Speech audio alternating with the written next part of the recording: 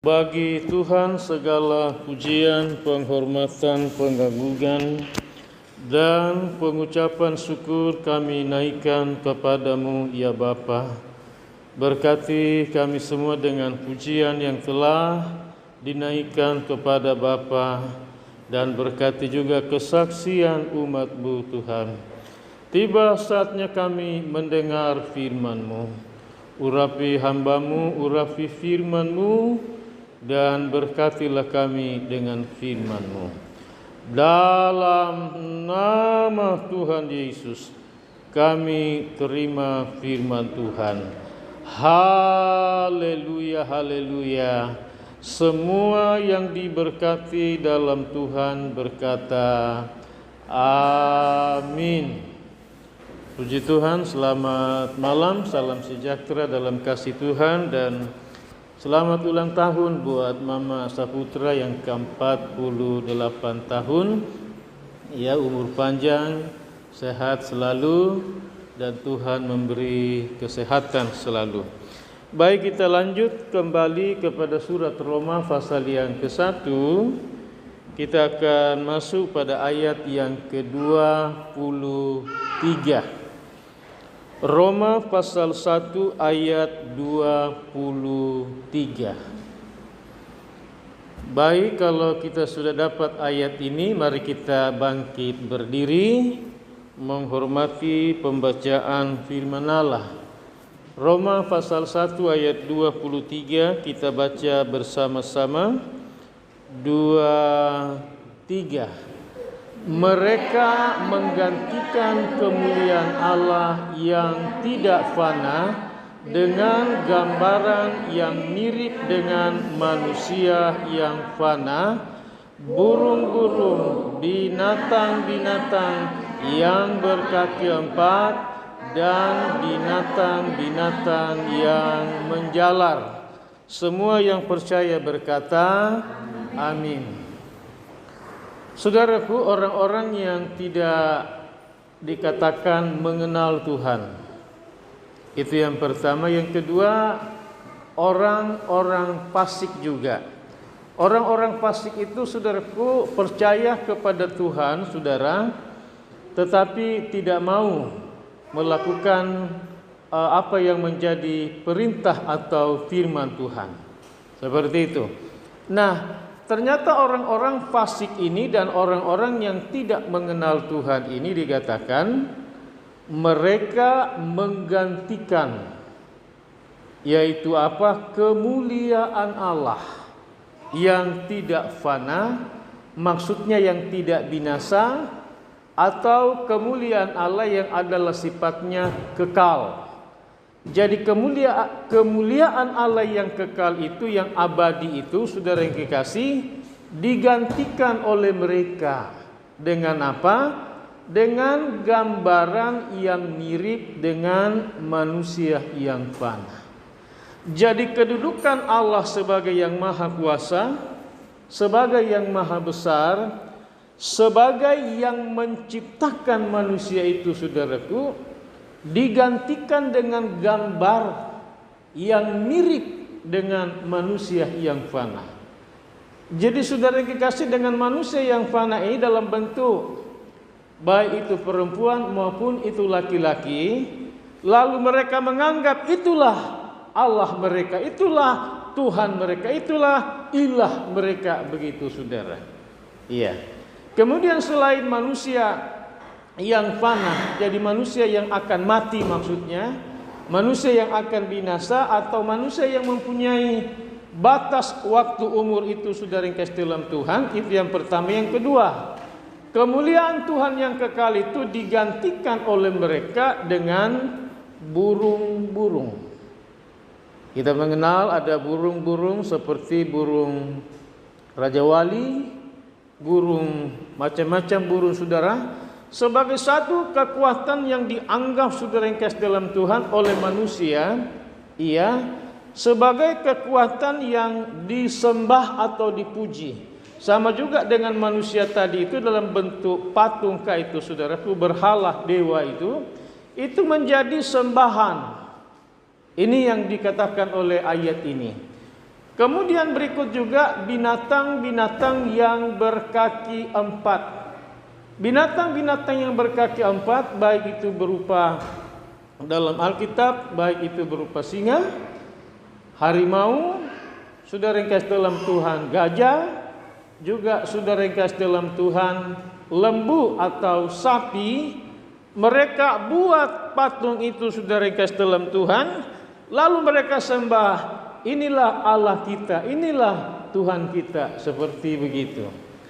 Berikut adalah binatang-binatang yang menjalar. Maksudnya binatang yang berjalan atau hidup, saudaraku, menjalar dengan perutnya, yaitu tentunya adalah ular. Nah, ini sudah ringkas dalam Tuhan dalam bentuk binatang yang menjalar dengan perutnya. Ini adalah dalam bentuk simbol, saudaraku, ular naga atau ular raksasa atau ular besar. Lalu mereka berkata, saudara, inilah Allah kita, inilah Tuhan kita. Jadi kita melihat bahwa kemuliaan Allah yang kekal, kemuliaan Allah yang abadi, kemuliaan Allah yang maha besar itu, saudara, digantikan dengan gambar manusia, digantikan dengan, saudara, ringkas dalam Tuhan tadi burung-burung, dengan binatang-binatang berkaki empat, dan juga dengan binatang, saudaraku, atau ular, saudara yang dikasih dalam Tuhan. Nah, saudara yang dikasih dalam Tuhan, kita akan melihat penjelasan selanjutnya dalam kitab Ulangan. Kitab Ulangan pada pasal yang keempat, ayat yang ke-15 sampai ayat yang ke-20. Iya, Ulangan pasal 4 ayat 15 sampai ayat yang ke-20. Baik, karena ada beberapa ayat, kita akan baca secara bergantian ayat-ayat ini. Iya. Ulangan pasal 4 ayat 15 sampai ayat 20. Saya akan baca ayat-ayat yang ganjil, kemudian jemaat membaca ayat-ayat yang genap. Demikian, hati-hatilah sekali, sebab kamu tidak melihat sesuatu rupa pada hari Tuhan berfirman kepada kamu di Horeb dari tengah-tengah api. 2, 3.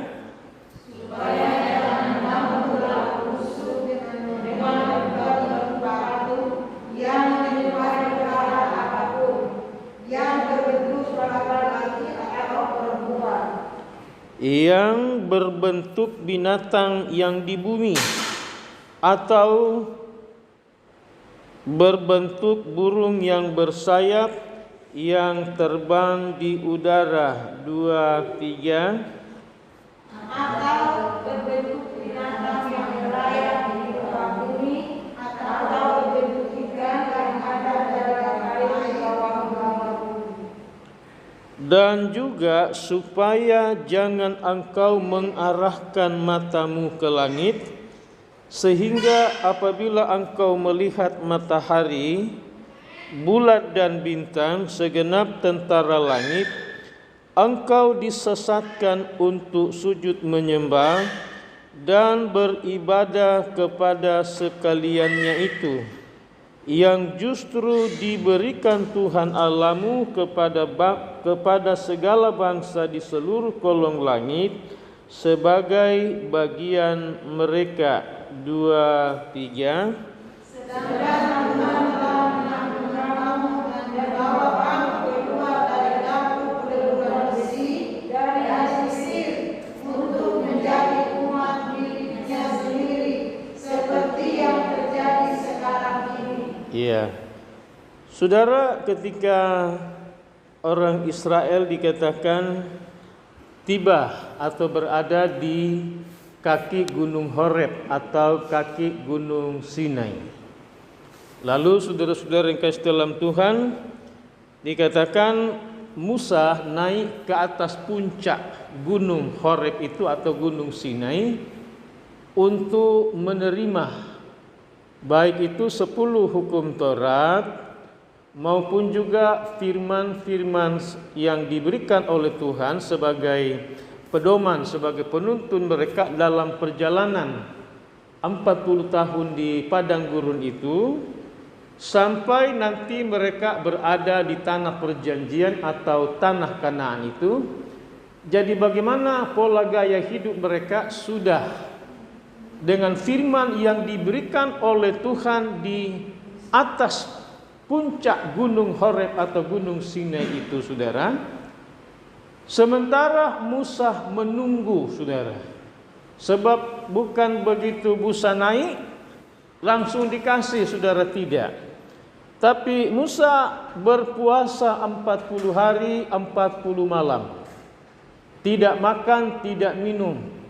Saudara yang kasih dalam Tuhan, lalu Tuhan memberikan saudaraku 10 firman itu, hukum Taurat dan peraturan-peraturan bagaimana pola cara hidup mereka sebagai jemaat, baik dalam perjalanan maupun ketika mereka sudah ada di tanah Kanaan itu. Maka Tuhan bilang, hati-hatilah sekali, sebab kamu tidak melihat suatu rupa pada hari Tuhan berfirman kepadamu di Horeb dari tengah-tengah api. Jadi saudara yang kasih dalam Tuhan, selain Musa menerima 10 hukum Taurat itu dan firman Allah, juga ternyata Tuhan ini, saudaraku, dikatakan berfirman kepada orang Israel dari tengah-tengah api. Lalu ayat yang ke-16, supaya kamu jangan berlaku busuk dengan membuat bagimu patung yang menyerupai berhala apapun. Supaya kamu jangan berlaku busuk, katanya saudara. Dengan apa? Dengan membuat bagimu patung yang menyerupai berhala apapun, yang berbentuk laki-laki maupun perempuan. Ya. Jadi saudara, jangan sampai dikatakan tadi oleh surat Roma, kamu menggantikan kemuliaan Allah ya dengan patung ini yang menyerupai berhala yang berbentuk, apakah itu laki-laki, apakah itu perempuan. Iya. Lalu saudara yang kasih dalam Tuhan, ayat yang ke-17. Yang kedua, yang berbentuk binatang yang di bumi. Tadi sudah saya katakan, baik itu saudaraku ular, baik itu saudaraku harimau, singa, atau lembu, atau sapi, atau kerbau, atau apa saja saudara yang kasih dalam Tuhan, binatang yang dianggap sebagai sesuatu yang punya kekuatan atau tenaga yang besar, begitu saudara yang kasih. Iya.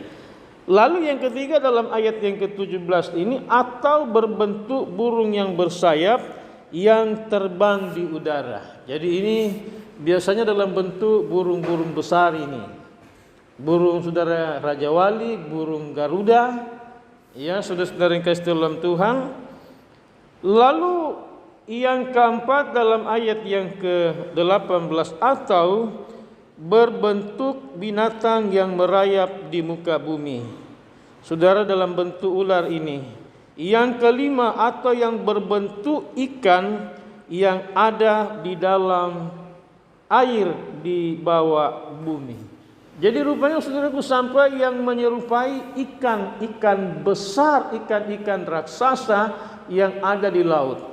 Jadi saudara perhatikan bahwa mereka berlaku busuk, kata Tuhan, dengan menggantikan posisi kemuliaan Allah, kebesaran Tuhan, kemahakuasaan Tuhan, justru dengan ciptaan Tuhan, saudara. Jadi posisi Tuhan digantikan oleh mereka dengan ciptaan Tuhan. Apakah itu manusia, apakah itu burung, apakah itu binatang, apakah itu ikan, saudara. Nah ini kan semua adalah ciptaan Tuhan, saudara-saudara. Seperti itu yang dilakukan dan dikatakan itu adalah perbuatan yang busuk, katanya saudaraku. Kita masuk pada ayat yang ke-19, dan juga supaya jangan engkau mengarahkan matamu ke langit apabila engkau melihat matahari, bulan dan bintang, segenap tentara langit, engkau disesatkan untuk sujud menyembah dan beribadah kepada sekaliannya itu. Jadi saudaraku, Tuhan bilang melalui Musa, apabila kamu memandang ke angkasa atau ke langit, lalu kamu melihat matahari, lalu kamu anggap matahari itu sebagai Allah, sebagai Tuhan yang memberikan kehidupan, yang memberi penerangan kepadamu. Apakah itu bulan dan bintang serta segenap tentara langit, ini maksudnya malaikat saudara yang kasih, engkau disesatkan dengan cara sujud menyembah dan beribadah kepada sekaliannya itu. Nah, saudara-saudara yang kasih dalam Tuhan, itu yang terjadi, yang justru diberikan Tuhan Allahmu kepadamu, kepada segala bangsa di seluruh kolong langit ini sebagai bagian mereka. Semua matahari, bulan dan bintang itu adalah diberikan kepada semua manusia yang ada di atas muka bumi ini. Untuk apa? Untuk memberikan kehidupan. Matahari, bulan dan bintang. Matahari, saudara yang kasih, sangat bermanfaat buat dalam semua kegiatan aspek hidup kita manusia, juga buat hewan, juga buat tumbuh-tumbuhan. Pokoknya semua yang ada di muka bumi ini adalah memberi manfaat. Tetapi sekarang kemudian dikatakan dalam ayat ini bahwa justru mereka disesatkan dengan cara yang bagaimana? Mereka sujud dan menyembah kepada matahari, kepada bulan, kepada bintang, kepada malaikat-malaikat, saudara yang kasih dalam Tuhan. Ini saudara-saudaraku kelakuan yang yang busuk, kata firman Tuhan, yang tidak berkenan kepada Tuhan, yang menggantikan posisi Tuhan, kemuliaan Tuhan, kebesaran Tuhan dengan ciptaan Tuhan, saudara-saudara, yang disembah oleh manusia. Seperti itu. Ayat yang ke-20, sedangkan Tuhan telah mengambil kamu dan membawa kamu keluar dari peleburan besi dari Mesir untuk menjadi miliknya sendiri, seperti yang terjadi sekarang ini. Tuhan membawa, dikatakan mereka dari peleburan besi, maksudnya dari kerja paksa, dari perbudakan, perhambaan di tanah Mesir selama 450 tahun. Iya. Lalu saudara yang kasih dalam Tuhan, Tuhan menjadikan mereka sebagai umat miliknya Tuhan, umat kesayangan Tuhan, saudara, umat yang dikasihi, umat yang diberkati oleh Tuhan, saudara. Tetapi justru dibilang tadi mereka berlaku busuk, katanya, saudara. Mereka menggantikan posisi Tuhan dengan matahari, bulan dan bintang, dengan manusia, dengan binatang, dengan burung, bahkan dengan binatang yang merayap atau ular, begitu saudara yang dikasih dalam Tuhan. Tentunya ini betapa sangat memilukan hati Tuhan, saudara, menyedihkan hati Tuhan, saudara-saudara. Di sementara dikatakan bahwa Tuhan secara nyata, gitu saudara, ya, dalam segala kebesarannya membela mereka, melepaskan mereka, memerdekakan mereka, saudara yang kasih dalam Tuhan. Baik, kita masuk pada bagian yang terakhir, saudara-saudara, malam ini, dari Mazmur 106 ayat yang ke-19 sampai ayat yang ke-21. Mazmur 106 ayat 19 sampai 21. Saya baca ayat 19, jemaat membaca ayat 20 dan 21 bersama-sama kita membacanya. Ayat 19 demikian: mereka membuat anak lembu di Horeb dan sujud menyembah kepada patung tuangan. 2, 3.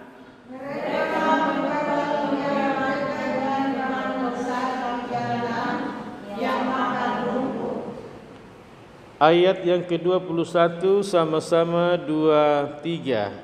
Mereka melupakan Allah yang telah menyelamatkan mereka, yang telah melakukan hal-hal yang besar di Mesir. Jadi ketika Musa berada 40 hari di atas gunung Horeb itu untuk menerima firman dari Tuhan, mereka tunggu, kok ini Musa tidak turun-turun juga dari atas gunung Horeb. Ada apa ini dengan Musa tidak turun-turun? Sementara Musa inilah yang memimpin kita keluar dari tanah Mesir. Saudara perhatikan di sini, Musa tidak pergi santai-santai atau rekreasi atau pergi begitu piknik di atas bukit Horeb, saudara-saudara.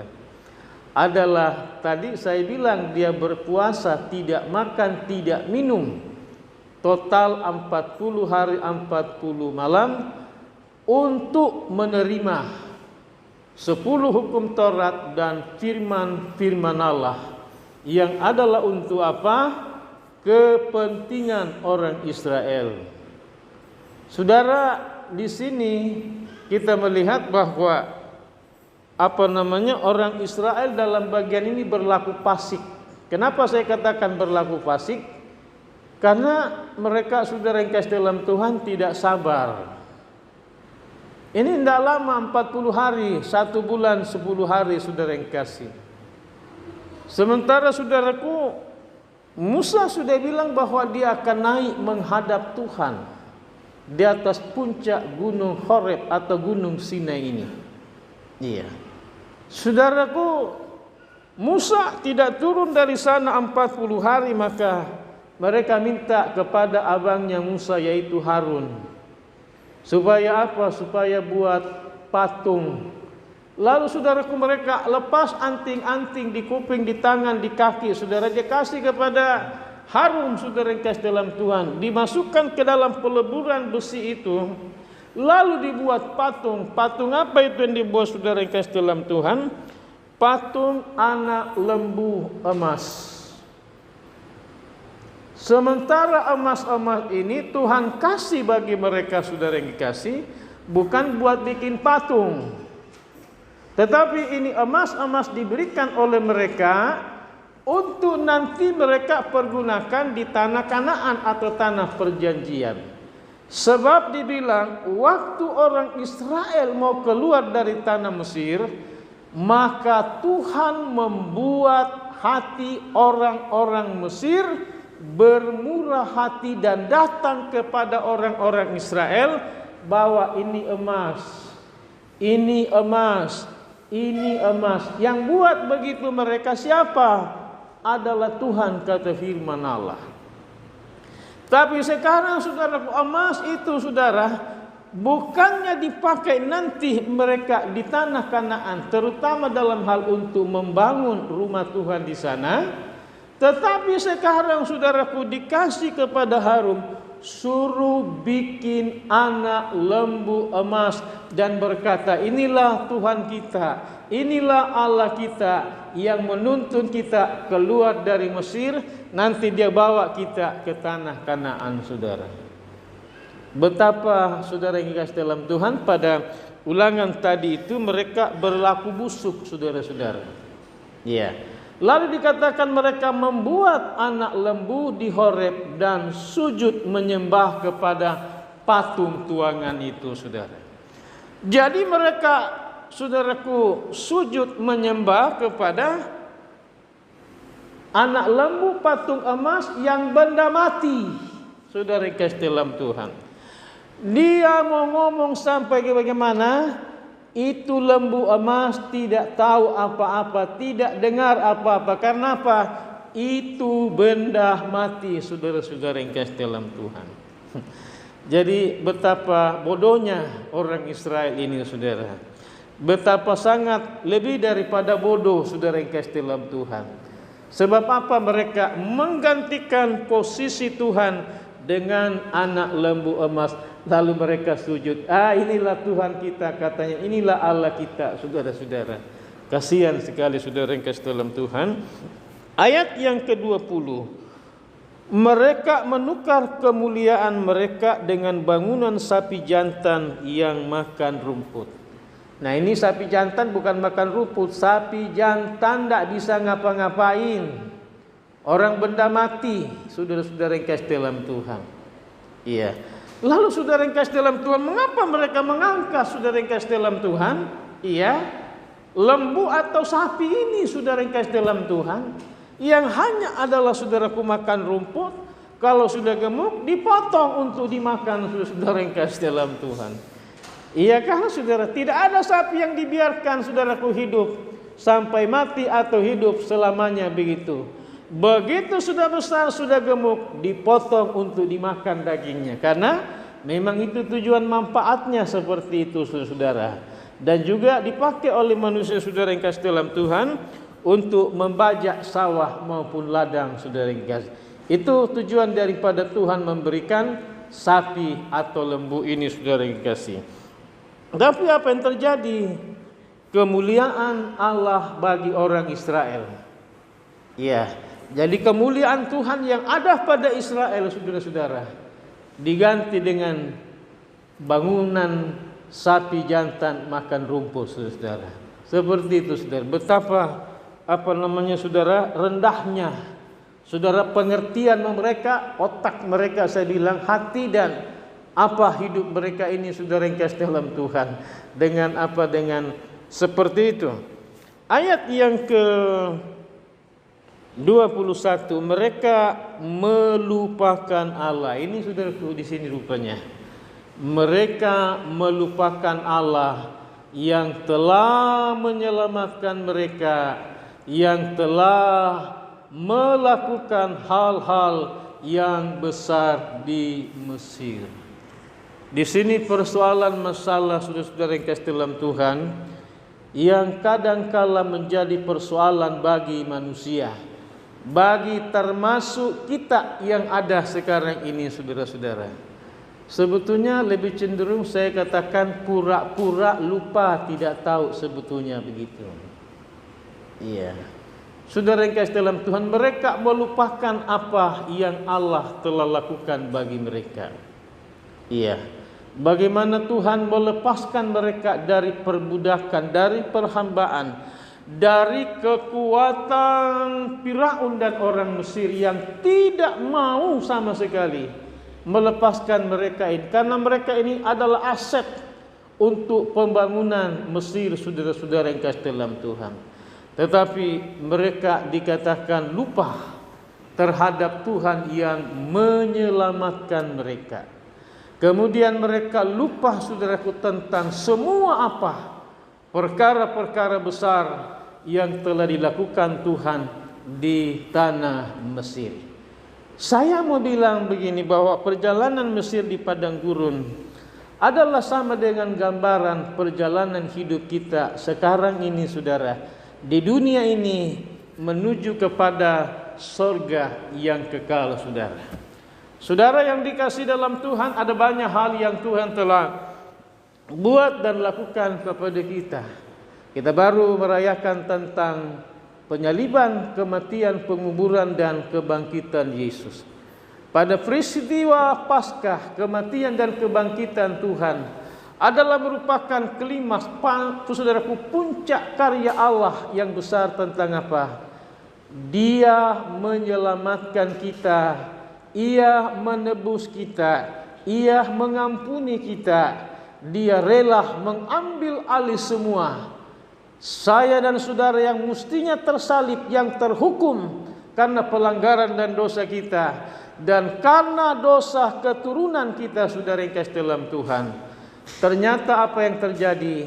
Yesus telah menggantikan posisi itu. Yesus yang mengambil alih itu, saudara. Dan Dia memberikan kepada kita, yaitu apa? kemuliaan, kepastian, keselamatan kepada kita semuanya. Saudara yang kasih dalam Tuhan, sorga itu adalah sesuatu yang sudah pasti, saudara yang kasih. Tetapi ingat, dalam perjalanan hidup kita sekarang ini di atas muka bumi, saudara, dengan banyak hal di dalam dunia ini, saudara, bisa-bisa orang melupakan Tuhan, saudara. Bisa-bisa menggantikan Tuhan, saudaraku, hanya dengan hal-hal yang duniawi, saudara-saudara yang kasih dalam Tuhan. Maaf kalau saya bilang untuk yang laki-laki, saudara yang kasih dalam Tuhan, anak-anak lajang, perempuan, saudara, yang gadis, saudaraku, rela menggantikan, saudaraku, keselamatan dari Kristus, saudaraku, dengan laki-laki yang bukan di dalam Tuhan, saudara yang kasih dalam Tuhan, dan menyangkali imannya kepada Tuhan. Laki-laki juga begitu, saudara, rela menyangkal imannya kepada Yesus, saudara yang kasih dalam Tuhan, demi untuk, saudaraku, kawin dengan yang tidak seiman. Saudara yang kasih dalam Tuhan, karena dianggap, saudara-saudara yang kasih dalam Tuhan, dirinya hampir-hampir, maaf cakap, saudaraku, tidak laku menurut pria atau wanita Kristen, khususnya jemaat GPD Agape, saudara. Padahal Tuhan sedang, Tuhan sudah melakukan, saudara. Dan kita ini tinggal hanya menjalani, karena Dia yang merancang, saudaraku, hidup kita. Dia yang merancang dalam rancangan damai sejahtera dan masa depan yang penuh harapan. Bukan kurang harapan atau tidak ada harapan, penuh dengan harapan, saudara-saudara. Artinya sudah komplit, lengkap, Tuhan sudah adakan, saudara. Tinggal kita tunggu waktunya, timingnya Tuhan saja. Nah, manusia dasar tidak apa, saudara? Tidak sabar kadangkala, saudara. Coba saudara bayangkan tadi nunggu 1 bulan 10 hari aja sudah lupakan Tuhan, saudara. Iya, sudah digantikan Tuhan itu dengan anak lembu emas, lalu berkata, inilah Tuhan kita yang memimpin dari Mesir. Inilah Tuhan kita yang akan membawa kita masuk tanah Kanaan. Begitu sebodohnya sekali orang Israel, saudara.